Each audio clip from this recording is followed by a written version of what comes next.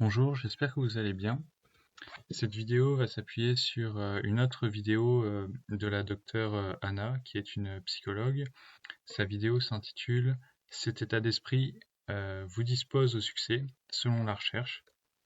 Donc passons tout de suite au vif du sujet. Est-ce que vous vous êtes déjà posé cette question? Nous, en tant que simples citoyens ou citoyennes, pouvons-nous réellement avoir une influence sur l'avenir de notre pays?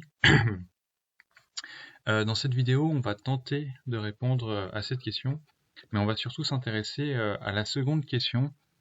Quel est le meilleur état d'esprit à adopter pour changer le système?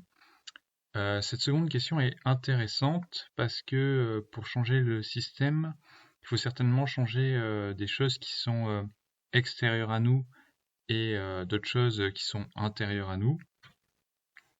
Par exemple, on peut avoir besoin de changer l'opinion des gens. L'opinion des gens, c'est quelque chose d'extérieur à nous, et tout ce qui est extérieur à nous, c'est difficile à changer. C'est pas facile de changer l'opinion des gens. Alors qu'au contraire, notre état d'esprit, c'est intérieur à nous, et donc c'est plus facile à changer. Et donc pour changer le système, ça peut paraître pas stupide de commencer à changer ce qui est facilement changeable, avant de commencer à changer ce qui est difficilement changeable, donc à savoir notre état d'esprit par exemple. C'est pour ça qu'on se pose cette question dans cette vidéo. Et pour répondre à cette question, on va s'appuyer sur un exemple. Prenons l'exemple bah, là je vous ai montré Nicolas Meylan. Donc c'est un ingénieur, c'est un spécialiste des énergies, et il a conçu il n'y a pas longtemps avec un autre collègue une taxe sur le charbon importé. Il pense que cette taxe serait très utile pour réindustrialiser la France. Et on va se placer dans un exemple fictif où il aurait fait une campagne de communication pour cette taxe, qu'on va appeler TCI dans la suite de la vidéo. Donc il aurait fait une campagne de communication pour cette TCI, et ça aurait été un échec total. Et du coup, on va analyser l'état d'esprit du Nicolas fictif. Donc Nicolas, après sa campagne de communication ratée, il va se dire: ah, de toute façon, mes campagnes de communication, elles réussissent jamais. C'est pas une surprise. Et il va également se dire: en plus de ça, la TCI, franchement, la taxe sur le charbon importé, ça intéresse pas les gens, hein. Ça intéresse pas du tout les gens et j'y peux strictement rien. Donc je vous pose la question à vous. Qu'est-ce que vous pensez de l'état d'esprit de Nicolas? Vous pouvez mettre en pause la vidéo si vous voulez. C'est pas un état d'esprit très positif, en effet. Et en psychologie, la théorie de l'attribution nous dit que les personnes qui ont du succès pensent totalement à l'opposé de Nicolas.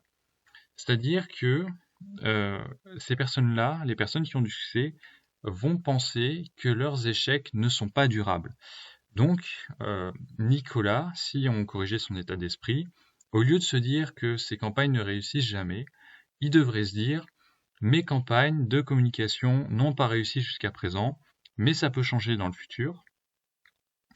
Ensuite, la théorie de l'attribution nous dit également que les gens qui réussissent considèrent qu'ils sont responsables de leurs résultats. Et là, on voit bien que c'est pas le cas de Nicolas. Nicolas, il considère pas qu'il est responsable de son échec. Il dit que de toute façon, la taxe sur le charbon importé, ça intéresse pas les gens et qu'il y peut rien. Donc en gros, il se défausse de la responsabilité. Selon la théorie de l'attribution, Nicolas, il devrait plutôt penser que la TCI, ça n'intéresse pas les gens pour le moment, mais qui doit certainement pouvoir faire quelque chose pour que ça intéresse les gens. Donc si on résume, le bon état d'esprit à adopter pour Nicolas, ce serait quelque chose comme ça. Mes campagnes de communication n'ont pas réussi jusqu'à présent, mais ça doit pouvoir changer dans le futur.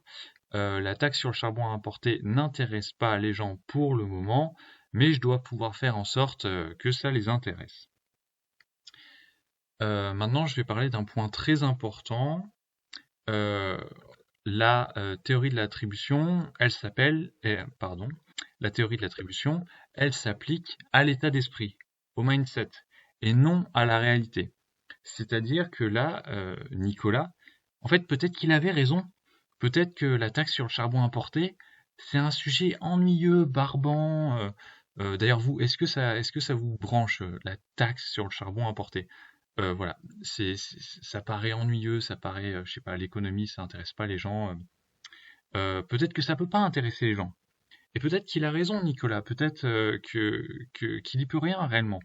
Mais c'est pas ça qu'on cherche à savoir, nous.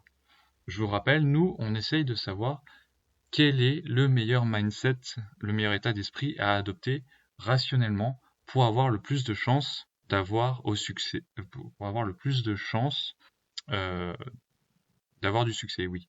Et rationnellement, le meilleur état d'esprit à adopter selon la théorie de l'attribution, c'est de penser à l'opposé de Nicolas. Et donc, on revient à notre première question. Nous, en tant que simples citoyens, pouvons-nous réellement avoir une influence sur l'avenir de notre pays? On imagine qu'on veuille avoir une influence sur l'avenir du pays, qu'on veuille changer le système. Voilà. On imagine qu'on veuille changer le système. Eh bien, si vous avez compris la théorie de l'attribution, vous voyez bien que cette question, elle ne va pas du tout en fait. Parce que quel est le second point de la théorie de l'attribution? C'est que nous sommes responsables de nos résultats. Et nous sommes responsables de nos résultats, ça veut dire qu'on considère qu'on a une influence sur l'avenir de notre pays. Et en fait, comme je l'ai dit précédemment, on se moque de la réalité. Peut-être que dans la réalité, on ne peut pas avoir d'influence sur l'avenir du pays. Peut-être que dans la réalité, il faut être né riche ou il faut être né avec du pouvoir pour avoir une influence sur l'avenir du pays. Mais ce que nous dit la théorie de l'attribution, c'est que l'état d'esprit qui nous rapproche le plus du succès, c'est de ne pas se poser cette question et de considérer que nous avons en effet une influence sur l'avenir du pays. Et sachant que nous avons une influence sur l'avenir du pays, si on cherche à changer le système, la seule question qui doit nous animer, c'est du coup, comment changer le système? On ne doit pas douter qu'on peut changer le système. Ne doutez jamais que vous pouvez changer le système, ne doutez jamais que vous pouvez avoir de l'influence sur l'avenir du pays. Et je sais que c'est pas simple en fait parce que je vous demande d'être certain de quelque chose de douteux en fait. Est-ce qu'on peut changer le système? On n'en sait rien en fait. Et moi, je vous dis, soyez-en certains parce que c'est le meilleur état d'esprit à adopter. Voilà. C'était tout l'objet de cette vidéo. J'espère qu'elle vous aura permis de réfléchir à votre état d'esprit et je vous souhaite une excellente journée.